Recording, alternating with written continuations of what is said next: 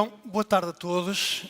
Chegou a altura então do nosso painel de discussão, Digital Leaders, sobre o tema da inteligência artificial e eu desde já chamo a juntarem-se a mim a Teresa Bianchi da Guiar, que é partner da LTP Labs, o Pedro Brandão, diretor de Marketing Customer Intelligence da NOS e o Ricardo Chaves, que é Executive Director do BPI. Teresa, se calhar fica aqui.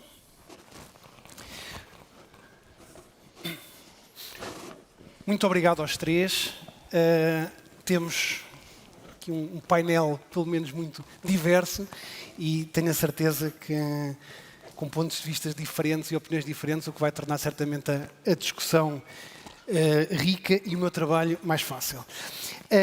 Como ouvíamos na introdução do painel, a IDC prevê que o investimento das organizações em inteligência artificial vai crescer até 2026 a 25% ao ano. Ou seja, isto é muito mais do que cresce o budget normal das organizações em termos de tecnologia, em termos de IT.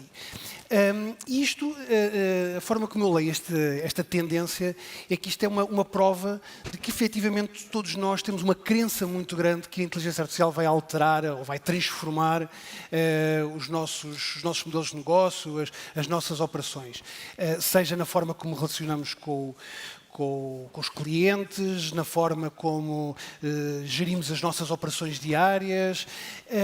Portanto, há aqui, efetivamente, uma expectativa de que isto seja uma tecnologia que traga valor e sobretudo, tenha um efeito transformador nas nossas organizações. E eu gostava de começar por aí, ou seja, se calhar começar precisamente pelo fim. Qual é que é a expectativa que devemos ter relativamente a este impacto?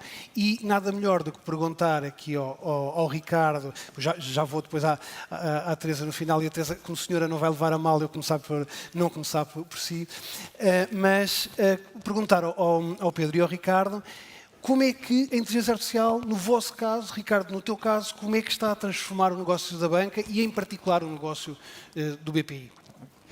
Muito obrigado pelo convite, por estar aqui neste simpático grupo. Falámos um bocadinho de inteligência artificial. O caso do BPI é um caso que tem uma particularidade interessante, que o BPI pertence ao grupo CaixaBank e apesar de o Centro de Excelência de Inteligência Artificial ser relativamente recente, temos 1 ano e meio no BPI, no CaixaBank este mundo existe desde há um tempo, é um banco muito grande e que já tinha 300 data scientists, portanto, quando eu lá cheguei para apresentar o nosso plano, foi engraçado porque começaram a apresentar-me primeiro deles. E era de tal ordem de grandeza o que já existia lá, que eu às tantas até disse, bom, vamos ajustar aqui um bocadinho o nosso, vamos fazer aqui uma frente de trabalho chamada Copy Fast, que é no fundo copiar tudo o que já resultou aqui e que o fizemos e que nos acelerou muito.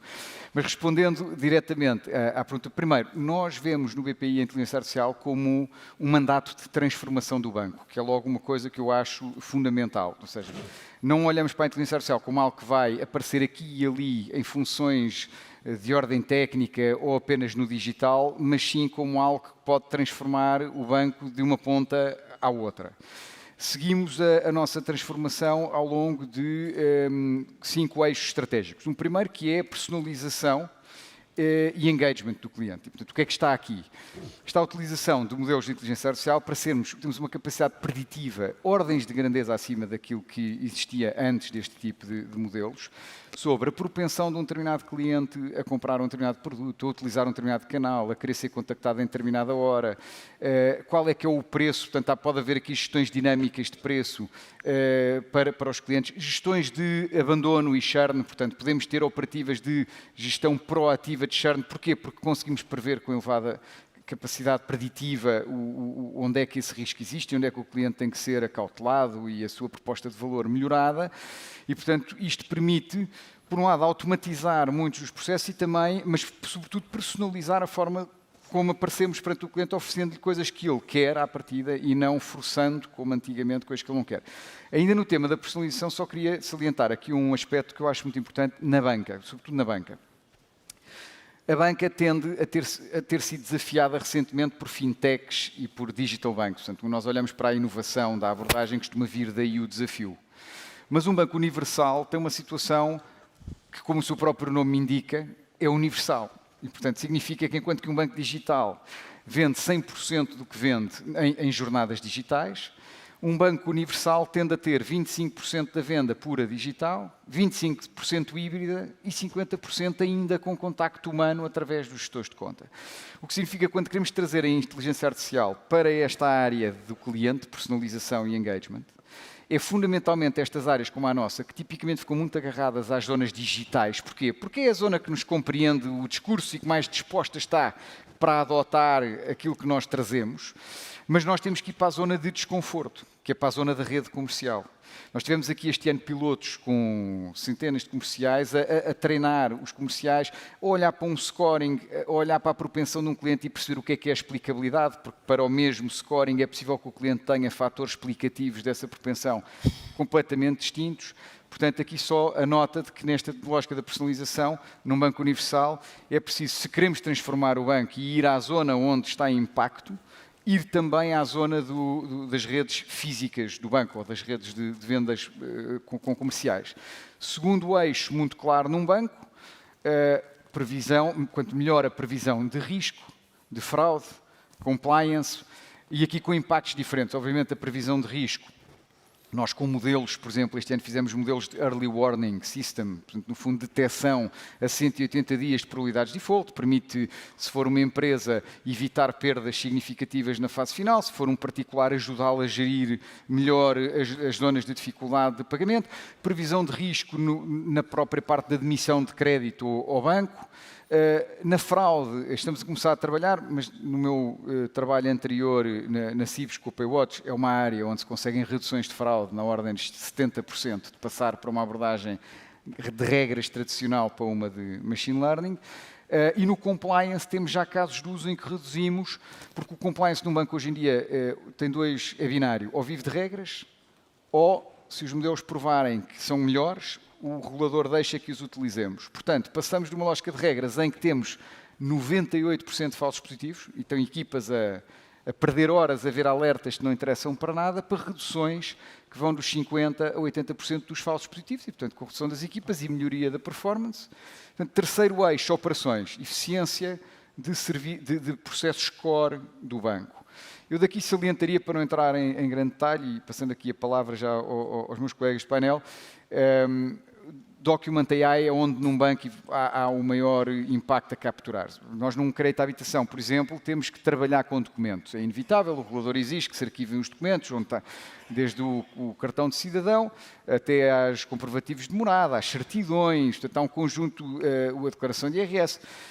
O que nós estamos aqui a trabalhar, por enquanto, em coordenação com as operações e focando em 1 ou 2 créditos mais específicos, mas a ideia em 2024 dominar o processo para alargar, é inverter esta lógica. Já que tenho que ter documentos, então eu posso dizer ao cliente, envie-me estes documentos e ele não tem que fazer rigorosamente mais nada. Porquê? Porque todos os dados que existem para instruir o processo estão nos documentos e eu com os modelos de Document AI eu consigo perceber se que documento é, se é genuíno, se não é genuíno, e ir buscar os dados que eu preciso e transportá-los para o processo interno. Um quarto eixo é o de interação com o cliente, onde hoje estamos a olhar fundamentalmente para a componente de IA generativa. Portanto, estávamos a trabalhar assim em modelos de NLP e nos bots de atendimento, mas agora entendemos que vamos ter que dar aqui um salto que está no seu princípio, mas que já estamos vai transformar o alcance dessa área. E o quinto eixo é um eixo muito pragmático. Chegamos à conclusão, e isto é relevante a partilhar, porque Portugal, as empresas portuguesas não são necessariamente enormes. Eu, quando me comparo com o CaixaBank, vejo que é tudo uma escala gigantesca ao pé do que nós fazemos cá. E então decidimos que, porque temos uma equipa analítica forte, já somos 30 pessoas em permanência e estamos a crescer, achámos que, em vez de haver, vamos lá ver, data analysts a proliferarem em todas as áreas do banco, nós criamos hoje linhas de serviço para as áreas que precisam de analytics. E que eu costumo dizer que, como nós temos que utilizar a técnica de analítica à complexidade do problema, portanto eu digo que nós fazemos machine learning, Advanced Analytics ou Bom Sensing. Bom Sensing é contas simples que resolvem um problema de forma simples quando isso chega. E servimos as restantes áreas do banco com uma service line de Analytics, alavancando a capacidade maior desta equipa. Extremamente interessante. Pedro, e na nós? Eu sei que vocês têm já uma quantidade significativa de use cases com inteligência artificial, desde da engenharia de rede, o field management, marketing, venda. Queres partilhar com a audiência alguns desses use cases e aqueles que sentes que foram mais impactantes para o negócio da nós? Claro, claro que sim, claro que sim. Muito obrigado pelo convite. É um prazer conversar aqui convosco sobre estas temáticas, ainda por cima, sobre temáticas que geram na nossa empresa e que me geram a mim um nível de empolgamento absolutamente extraordinário. Bom, nós fizemos um percurso que tem algum paralelo com o que descreveu o Ricardo, com alguns, caveatos, de alguma forma. É relativamente típica esta dicotomia entre uma empresa que é mais multinacional e que, portanto, é informada sobre aquilo que é um benchmark mais presente ou uma empresa que é mais nacional, é o caso da nós, com um centro de decisão totalmente focado em Portugal e que, portanto, vive menos deste aspecto de ir a Barcelona, foi isso, Ricardo, e encontrar 100 data scientists ou 300. Pronto, muito bem, vive menos. Vive, no entanto, com um nível de proximidade à execução muito grande e isso eu creio que é um aspecto que eu devo realçar, acho muito saliente, muito significativo. Nós começamos este trajeto há cerca de 2 anos. É evidente que fazíamos alguma inteligência artificial na nossa empresa de uma maneira relativamente vertical, mas fizemos uma espécie de fundação daquilo que é um Center of Excellence de Advanced Analytics e inteligência artificial. Bom, é relativamente o paradigma, é dar estes nomes pretenciosos às coisas nas organizações. E, portanto, nós começamos por fazer isso e começamos por fazer uma coisa que eu acho que, do ponto de vista de previdência, é importante que eu possa, de alguma forma, sublinhar. Nós começamos a investir num eixo de capacitação, porque há vários blocos de capacitação que tipicamente as empresas precisam, e bom, eu sei que vamos falar um bocadinho do governo e essas coisas, se calhar depois até digo qualquer coisa sobre isso, mas eu creio que foi chave para nós, foi iniciar o processo execucional muito cedo, muito rápido, não nos focando excessivamente em criar uma mecânica de capacitação, simplesmente, olha, para estarmos capacitados, porque de repente ficamos capacitados. Bom, não foi nada disso que nós fizemos.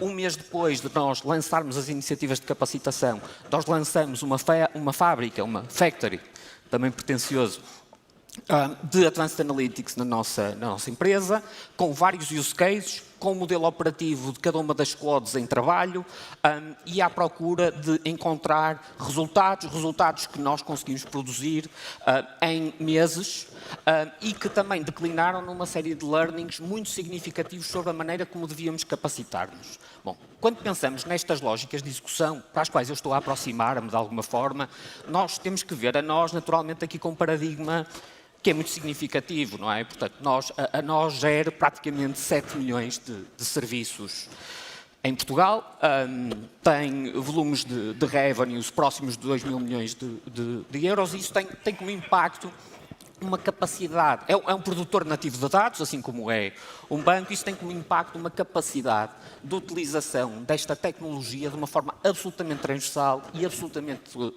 universal na empresa.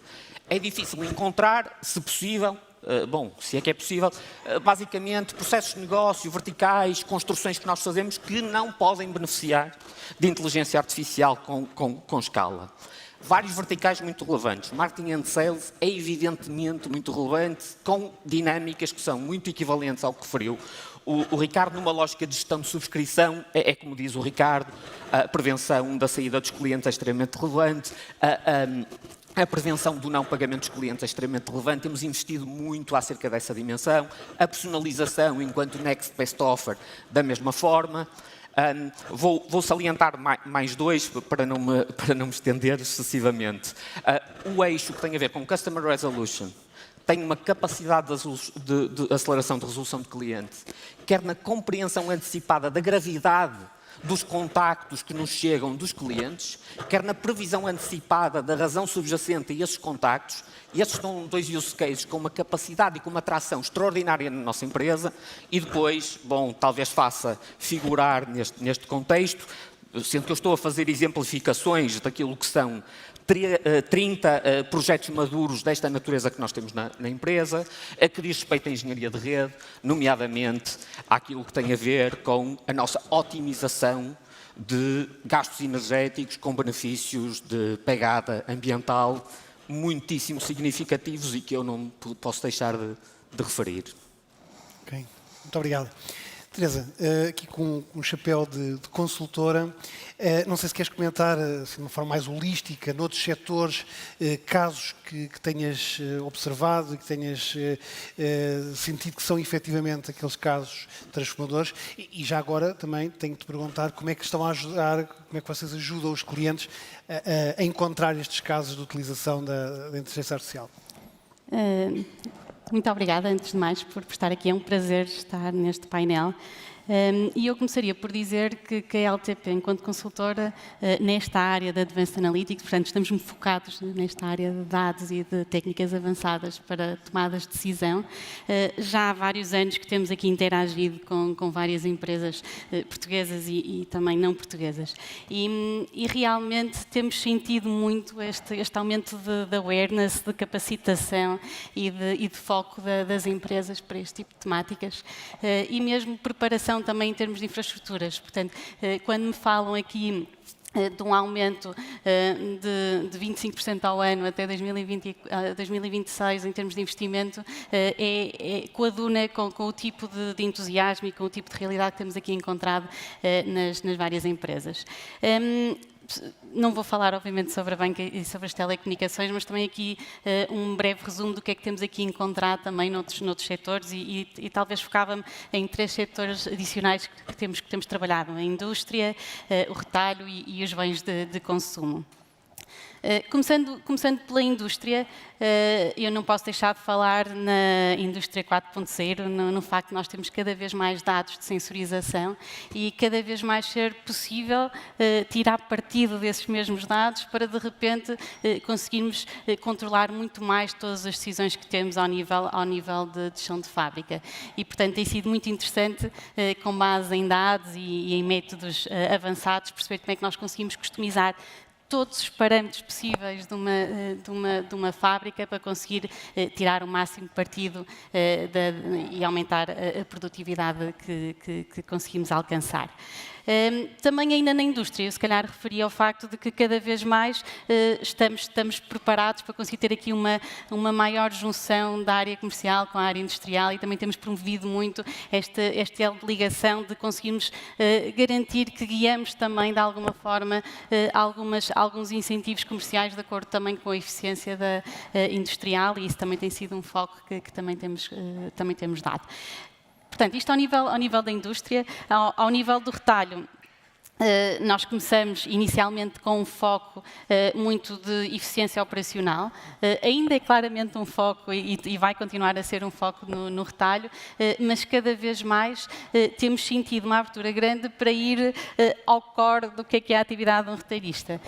E, portanto, temos cada vez mais tido capacidade de utilizar os dados para conseguir tomar decisões de gestão de gama, gestão promocional, gestão de pricing e, portanto, realmente temos sentido um grande avanço na abertura para conseguir aqui trabalhar estas temáticas. Obviamente que também a personalização, que toca aqui nas áreas todas que estão aqui representadas, tem sido um tópico muito interessante, não só no estudo do churn e de qual é que é o grau de fidelização de cada cliente, mas também de alguma forma tirar partido dessa informação. Por exemplo, fizemos um projeto há uns tempos atrás que era recomendar qual é que era o carrinho de compra que um cliente poderia realizar para que o mesmo não tivesse que o fazer. Portanto, realmente aqui as opções são muitas. Finalmente, chegando aqui aos bens de consumo, eu gostava de me focar realmente no conhecimento que nós cada vez temos mais e que podemos ter mais sobre os clientes para conseguirmos cada vez mais termos aqui uma adequação dos produtos e uma adequação dos produtos por região, tentar compreender, também trazer aqui toda uma componente de compreensão de mercado para haver aqui um ajuste também a esse nível e depois, obviamente, também outras temáticas, como, por exemplo, toda a componente promocional e de pricing para cada vez mais termos aqui um posicionamento mais inteligente. Agora, como é que a LTP tem ajudado? E sem demorar muito mais. Além da realização de projetos específicos nesta área de Data Analytics, nós fazemos uso ao nosso nome. A LTP é Long Term Partnership. Portanto, nós aqui o que tentamos é realmente apoiar os nossos clientes nesta jornada. E, portanto, desde exercícios de ideação para conseguirmos aqui, de discovery, como nós chamamos, para conseguirmos aqui perceber em conjunto quais é que são realmente aqui os casos com potencialidade de utilização de dados e de inteligência artificial, tem sido realmente aqui também um foco grande da LTP. E, por fim, a capacitação. Programas realmente de conseguirmos aqui treinar os vários trabalhadores na empresa, desde camadas executivas a áreas funcionais, como também depois a áreas técnicas que têm que ter um conhecimento mais avançado. Ótimo. Eu acho que depois desta primeira ronda, isto ficou pelo menos demonstrado que é real, o valor está a ser entregue, os use cases existem, portanto, quem ainda não começou esta jornada, certamente ficou aqui com um apetite muito grande para iniciar. Quando nós falamos com as empresas que estão a começar a fazer esta jornada, muitas partilham connosco que muito do desafio de dar este passo, de entrar nesta jornada, tem a ver com questões de governance, questões de qual é que é o modelo certo para criar esta força motriz que é necessária dentro da minha organização? Temos visto modelos mais centralizados, outros mais descentralizados, uns mais próximos do negócio, outros mais próximos do IT. Portanto, há aqui organizações que seguem lógicas um pouco diferentes. E eu gostava de desafiar a ti, Ricardo, e ao Pedro também a partilharem um pouco, até porque vocês já fizeram, já vêm nesta jornal há algum tempo, portanto, já fizeram as vossas opções, já se calhar cometeram os vossos erros, já fizeram os vossos ajustes, e gostava que vocês partilhassem um pouco como é que se organizaram e que recomendação dão a quem nos está a ouvir sobre quais as melhores opções nesta dimensão da governance e dos modelos organizativos para desenvolver a inteligência artificial. Certo. E é um ponto muito importante. Eu tenho fortíssimas convicções em torno dele e sei que não são totalmente unânimes, porque já estive em debates em que outras pessoas que tinham tido sucesso com outros modelos. Primeira convicção, e que contradiz a minha convicção de há 5, 6 anos atrás, eu costumava dizer que quando era ainda consultor, que fazendo um use case aqui e outro ali, depois ao terceiro ou quarto ganha-se tração e a coisa acontece.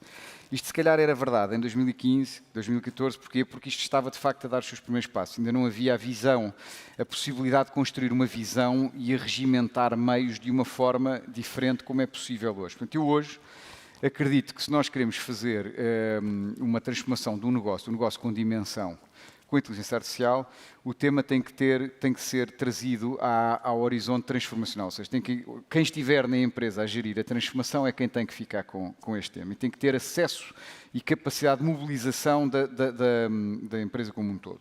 Segunda coisa, em vez de olhar caso uso a caso uso, é muito mais impactante construir um portfólio objetivo.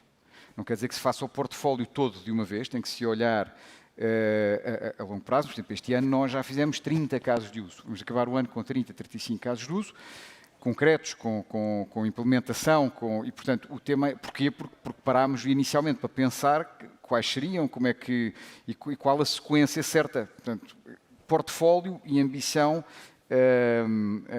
em escala.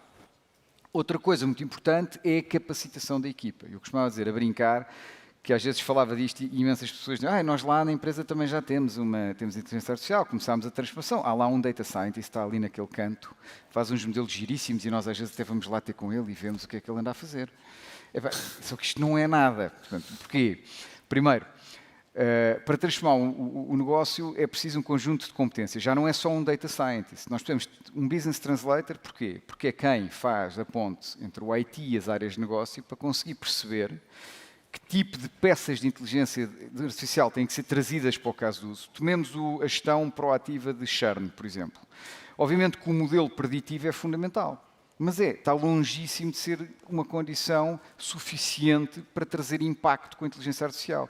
É preciso depois entender a causa raiz da saída daqueles clientes, é preciso criar propostas de retenção, é preciso criar campanhas, contactar os clientes, e só no fim disto tudo é que nós eventualmente aumentamos a retenção, e só no fim disto tudo é que podemos dizer que temos um use case, um caso de uso propriamente dito. Portanto, Business Translators é quem faz esta ponte com os áreas de negócios e transforma os processos que tiverem que ser transformados até conseguirmos alavancar então a peça de inteligência artificial e entregar impacto.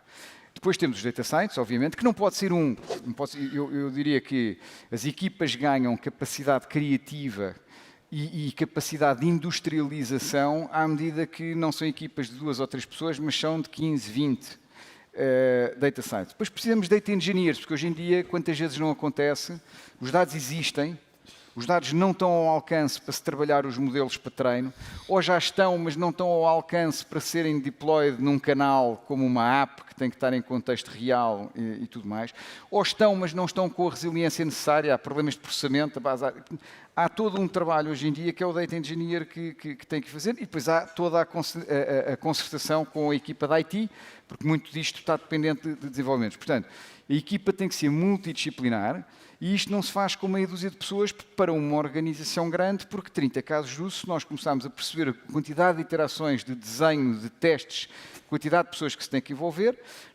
são equipas muito maiores. Tem que se investir, tem que se olhar para isto como um investimento. A última convicção que eu salientaria aqui, há quem, esta é polémica, isto que eu vou dizer, a capacitação é importante. Eu não estou aqui a dizer que não seja. Mas eu vejo nos extremos 2 hipóteses, 2 caminhos possíveis. Um é, eu vou conseguir evangelizar toda a organização sobre a importância dos dados, como é que os dados alimentam as decisões, como é que se pode decidir melhor ou transformar processos com dados. Ótimo. E isso tem o seu valor. A outra é o que se fez no BPI, é o nosso modelo, é aquele em que acreditamos, que é, vamos centralizar competências com um mandato muito forte de transformação da empresa.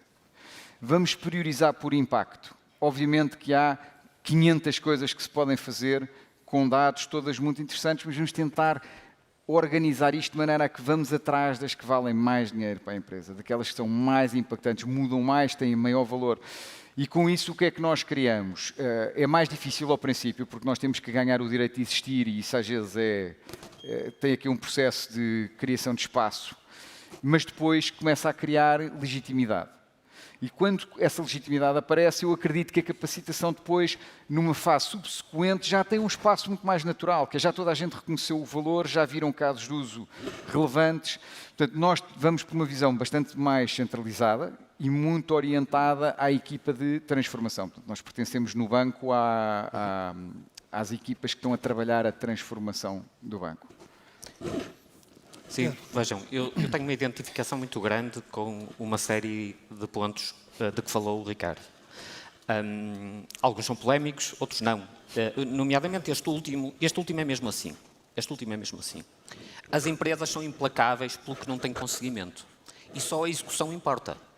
Isto é, só o resultado importa. E, portanto, nós temos uma ideia de pensamento sobre inteligência artificial, que é fundamentalmente da capacitação, sem pertencer à execução, é uma ideia que vai ser uma falha anunciada. Recomendo muito pouco que esse seja o caminho. Bom, acho que concordamos nesse aspecto. Tentando ver aqui este aspecto da governança, e o facto de ser extremamente relevante, vamos lá ver. Eu vou tentar divergir aqui um bocadinho, sem me alongar. Esse ponto, que tem a ver com a governança, é estudado cientificamente de uma maneira relativamente ampla, de uma forma relativamente significativa. E eu vou citar aqui 1 ou 2 estudos, que não são da IDC, eu peço já desculpa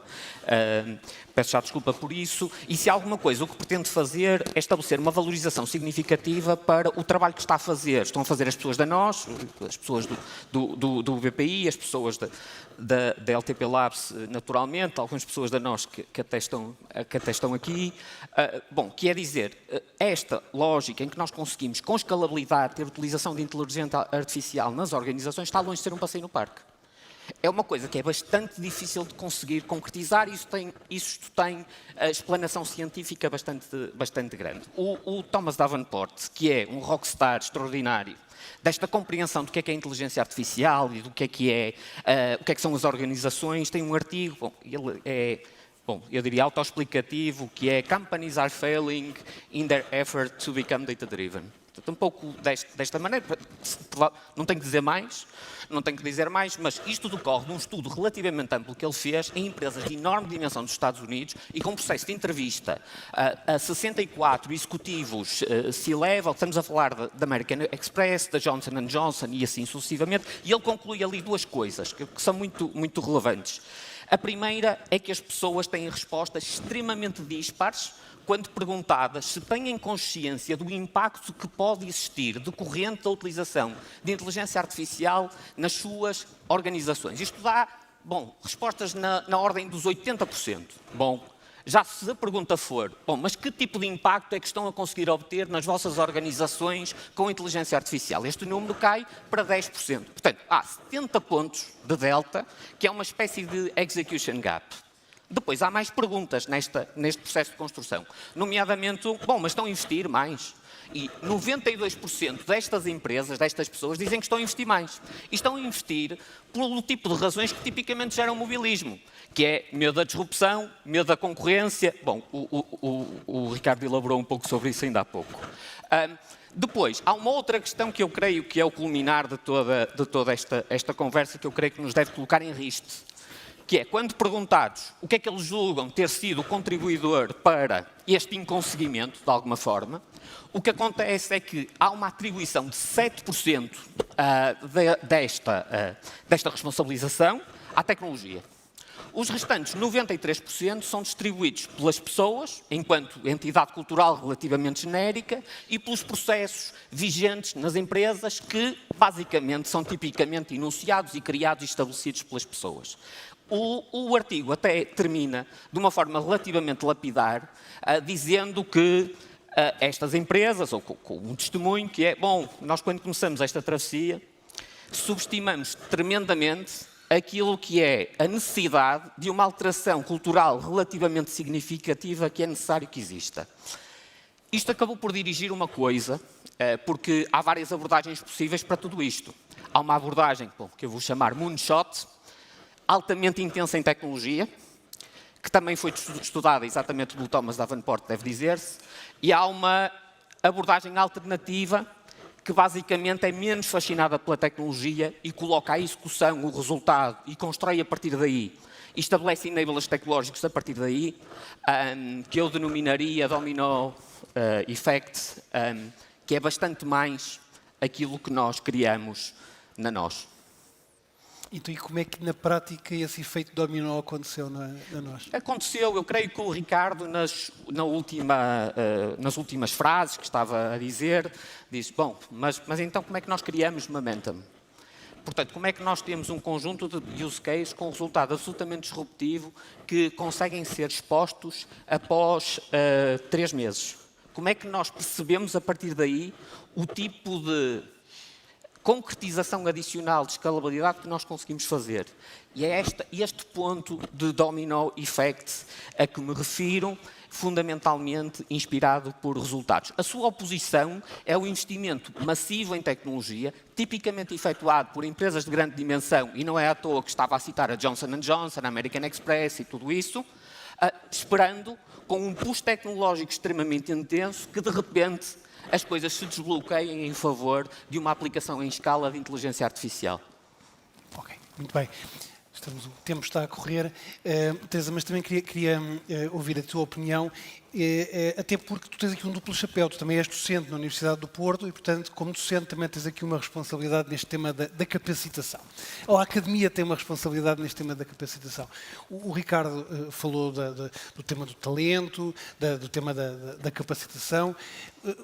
Como é que nós vamos, e toda a gente fala todos os dias da falta de talento que existe nessas áreas mais de tecnologias emergentes, em particular esta, como é que nós resolvemos isto de uma forma estrutural? É a Academia que também tem que fazer algo mais?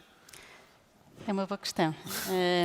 Primeiro de tudo, dizer que a Academia tem-se ajustado. Temos visto cada vez mais cursos, mestrados, licenciaturas nesta área de Data Science e Inteligência Artificial, mas mesmo assim existe uma clara falta de talento no mercado face à enorme procura que tem havido.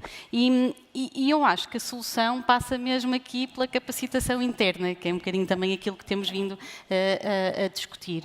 E nessa perspectiva temos também as escolas de gestão e a LTP também tem estado envolvida em conseguir criar aqui programas que de alguma forma não tentam aqui aprofundar os conhecimentos ainda mais de alguém que já tem se calhar uma licenciatura em Data Science, mas tenta ao invés pegar em pessoas, em trabalhadores das áreas funcionais e requalificá-los.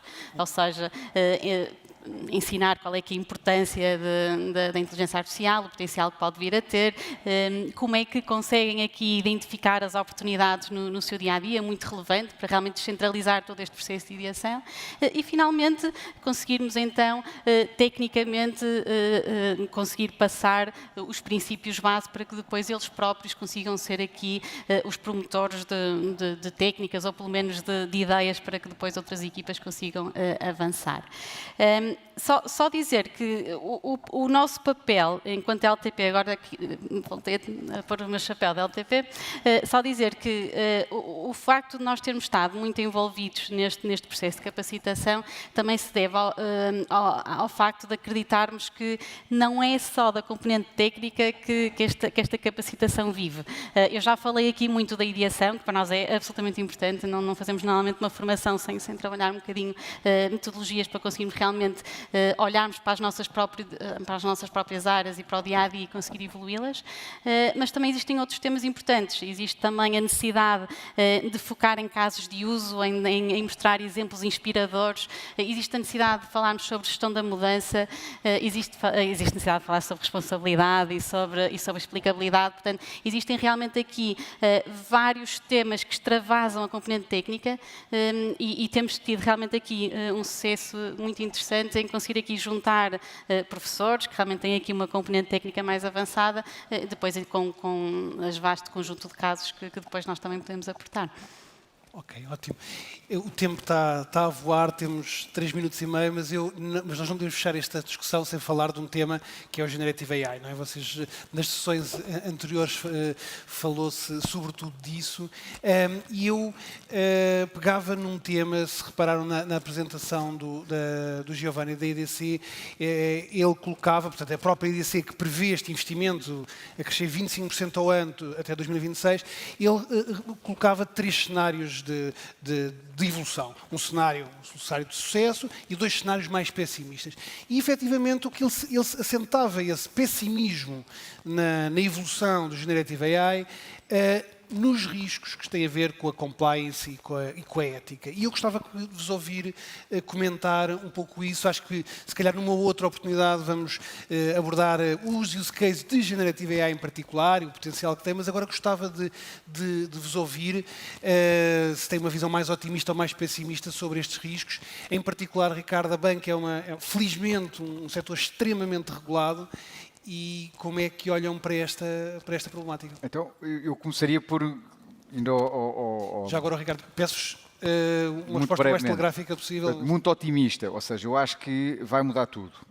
Ao mesmo tempo, não vai mudar nada. Vou explicar muito rapidamente porque é que vai mudar tudo, porque a capacidade que estes modelos... Quando nós trabalhávamos NLP, que é Natural Language Processing, ou o que seja, os LLMs, que são modelos, foram criados em meia dúzia de empresas no mundo que estão com bilhões de investimento em cima e os melhores researchers do mundo, portanto, nada comparável com o que nós conseguimos, por melhor que tentemos montar em termos de capacidade de execução, de modelização numa equipa como a nossa, deram um salto de performance enorme. E, portanto, isto vai mudar a imensos use cases que hoje em dia se podem fazer. Eu posso programar em Python e ele estar a dar programação em COBOL, que há coisas que eram impensáveis aqui há um conjunto de tempo e que têm um impacto tremendo em vários casos de uso. Portanto, eu acho que aí vai mudar tudo. O risco aqui é, o tema da segurança, eu acho que há alguns temas que têm que ser vistos e que estão a ser vistos com atenção, mas eu acredito que Obviamente que estes modelos foram treinados com dados da internet, houve scraping. Se nós tentarmos garantir que não houve ali nenhuma violação de dados não autorizados, vai ser difícil, mas também há cada vez mais modelos em on-prem, aos da cloud, aos fora da cloud. Portanto, eu acho que isso com o tempo vai-se ultrapassar. A Microsoft está a gerar perímetros de segurança em Azure para disponibilizar os modelos da OpenAI. Portanto, está a ser levado muito a sério. Por exemplo, o CaixaBank tem uma equipa de 100 pessoas dedicada a isso para garantir que a resposta é cabal e com toda a certeza a banca aí não brinca, não é? Mas eu acho que vai ser ultrapassado. Onde é que eu acho que não muda nada? Porque os casos de uso, saber pensar um caso de uso, desenhá-lo, estruturá-lo e transformar a organização é o que fez morrer um conjunto grande de, como o Pedro explicava, de transformações que ficaram pelo caminho. Porquê? Porque trouxeram tecnologia, porque trouxeram imensos milhões, mas faltou isso, que é como é que construímos um caso de uso, como é que mobilizamos a organização para o executar. E isso, Generative AI não muda, porque vamos continuar a ter que desenhar casos de uso e perceber este processo era assim, passou a ser assado, e agora como é que nós mobilizamos a organização para o entregar. Até aí acho que quem tem unhas para tocar essa guitarra vai conseguir continuar a ter. Quem ainda não tinha vai ter que se dedicar a construir condições para ter. Certo. Há um encantamento muito grande com estas dimensões tecnológicas. Acho que esse encantamento é manifestamente justificado. É manifestamente justificado principalmente no formato generativo texto. A nós tem uma preocupação muito significativa com a proteção de dados pessoais que tem relevância aqui, tem relevância significativa. Dito isto, o que é importante sobre riscos é que nós consigamos ter discussões informadas sobre esses riscos e não adotemos pensamentos de risco relativamente genéricos. Porque, de repente, podemos estar a confundir riscos efetivos com riscos que não existem e perdemos tempo e perdemos afetação de recursos a tentar resolver coisas que não são reais efetivamente e não afetamos esses recursos a endereçar riscos que são efetivamente reais. O principal risco acerca da inteligência artificial generativa é a sua não utilização. Excelente, excelente. Gosto do otimismo. Teresa, como é que comentas esta problemática falámos dos riscos, das preocupações da inteligência artificial generativa? Eu tenho aqui uma visão mais de outsider, de quem lida com estes temas no dia a dia, mas só queria fazer 2 comentários que acho que complementam aqui o que o Ricardo e o que o Pedro disse. O primeiro é que não só de dados sensíveis vive uma empresa e, portanto, existem muitos problemas que podem ser atacados sem irmos aos dados que realmente podem ter aqui algumas questões de compliance mais críticas para resolver. E o segundo comentário é que não cabe só às empresas fazer este caminho de conseguirem se proteger. Acho que existe aqui também um papel muito importante das tecnológicas de conseguirem aqui realmente transmitirem a confiança que realmente existe aqui uma privacidade nos dados que as empresas partilham com as tecnológicas para assim conseguirmos então avançar e passar estes entraves que agora temos tido cada vez mais. Muito obrigado. Foi extremamente interessante. Eu acho que a discussão foi muito rica. Devíamos ter mais tempo para continuar aqui a abordar outros temas. E eu acho que, pelo menos, pegando aqui na última frase do Pedro, acho que todos vamos aqui a pensar um bocadinho que não queremos correr o risco de não fazer e de não seguir este caminho. Portanto, agradecer a vossa atenção durante estes 40 minutos e convidar-vos depois a regressar para as sessões finais depois do coffee break. Muito obrigado a nós 3 mais uma vez. Foi um prazer.